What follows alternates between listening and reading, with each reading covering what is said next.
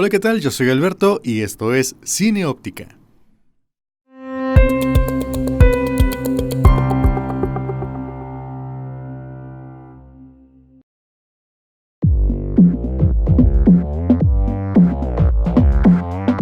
El cine mexicano, en su época de oro, imitó el Star System que imperaba en Hollywood. De esta manera, y a diferencia de otras industrias fílmicas, en el cine mexicano se comenzó a desarrollar el culto al actor, situación que propició el surgimiento de estrellas que causaron sensación en el público y se convirtieron en auténticos ídolos de una forma muy similar a la de la industria fílmica estadounidense. Sin embargo, a diferencia de lo que sucedía en Hollywood, los estudios cinematográficos mexicanos nunca tuvieron un poder total sobre las grandes estrellas, y esto permitió a estas brillar de una forma independiente y desarrollarse en una multitud de géneros, principalmente las figuras surgidas en el cine mexicano de la década de los 50, mucho más versátiles y completas que las de la década previa.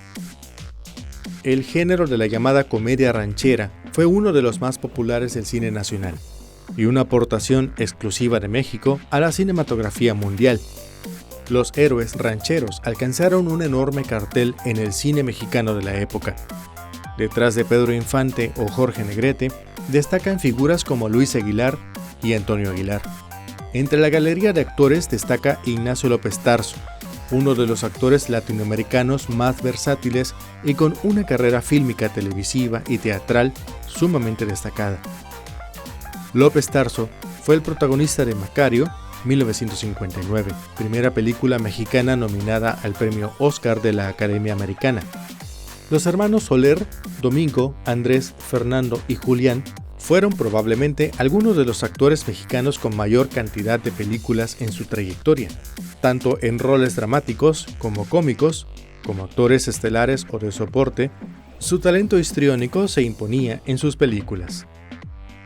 David Silva alcanzó una enorme popularidad al encarnar al héroe de barrio y de clase baja en numerosas cintas de cine social o cine urbano. Emilio Tuero fue uno de los primeros galanes fílmicos de éxito masivo en la industria fílmica mexicana a principios de los años 40. Roberto Cañedo, actor con una carrera fílmica larguísima que abarcó más de 50 años de cine, teatro y televisión, y Fernando Fernández, quien además de ser un destacado cantante, alcanzó una enorme popularidad en cintas de corte musical encarnando roles de hombre bueno y noble. Los villanos cinematográficos más destacados del cine de la época fueron Carlos López Moctezuma, Miguel Inclán, Rodolfo Acosta, Víctor Parra, Wolf Rubinsky, Arturo Martínez o los hermanos Tito y Víctor Junco. Al ser México la primera potencia cinematográfica de habla hispana, su industria atrajo a otras importantes figuras de otras industrias fílmicas de habla hispana. Las más importantes fueron la española Sara Montiel, que alcanzó renombre internacional tras su paso por el cine mexicano en la primera mitad de la década de los 50, y la argentina Libertad Lamarque, que tras salir de su país en 1947, luego de una laureada carrera en el cine argentino, se estableció en México, donde realizaría la mayor parte de su filmografía y se mantuvo activa prácticamente por el resto de su vida. De España llegan también figuras como Jorge Mistral, Armando Calvo o Lola Flores. De Argentina, Rosita Quintana, Berta Moss, Nini Marshall o Luis Aldaz.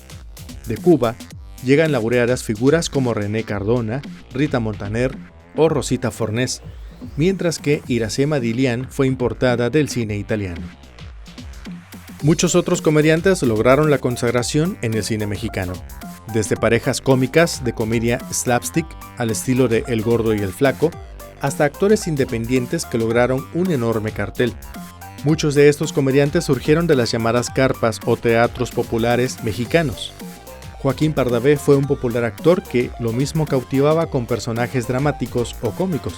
Pardavé también era compositor y director cinematográfico, y sus inicios en la industria, desde el cine silente, lo convirtieron en una especie de padre simbólico de todos los comediantes mexicanos desde los años 30 hasta los 60. Antonio Espino y Mora, mejor conocido como Clavillazo, fue otro de los actores mexicanos que iniciaron su carrera en las carpas y luego pasaron a las grandes pantallas en la época de oro del cine mexicano. Más de 30 películas forman su repertorio y es uno de los artistas más queridos y recordados. Otro artista que inició en las carpas y que además de su simpatía destacó por su pintoresca forma de bailar fue Adalberto Martínez Resortes, quien tuvo una carrera artística muy larga, pues trabajó por más de 70 años en el cine y la televisión. Gaspar Enaire Capulina y Marco Antonio Campos Viruta fueron una dupla cómica que encontró en el humor blanco la forma de ganarse el cariño de la gente. Viruta y Capulina iniciaron su carrera juntos en 1952, aunque individualmente ya habían trabajado en otros proyectos. Filmaron más de 25 películas.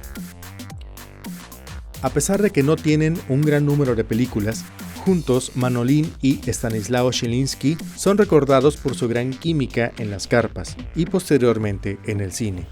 Tuvieron la oportunidad de grabar un disco juntos, pues era a través de sus canciones que exaltaban su comicidad. El cine musical en México estuvo fuertemente influido por la música folclórica o música ranchera.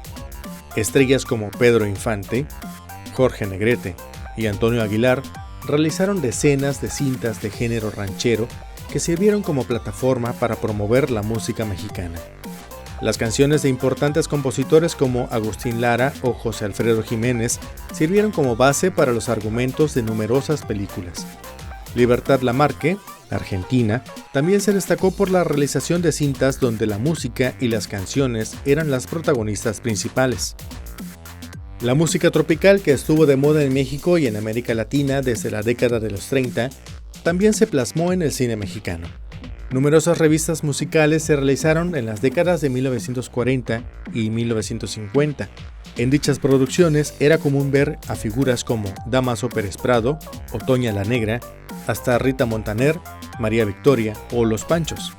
Sin embargo, el cine musical en México estuvo representado sobre todo por el llamado cine de rumberas, una curiosidad fílmica exclusiva de México, dedicado a la exaltación fílmica de la figura de las rumberas, bailarinas de ritmos musicales afrontillanos. Las principales figuras de este género fueron 4 cubanas, María Antonieta Pons, Amalia Aguilar, Ninón Sevilla y Rosa Carmina, y una mexicana, Meche Barba. Entre 1938 y 1965 se realizaron más de un centenar de películas de este tipo. Eso es todo por hoy. Si te ha gustado el video, te invito a que le des me gusta, lo compartas y te suscribas a este canal. Esto es Cineóptica y nos vemos la próxima. Adiós.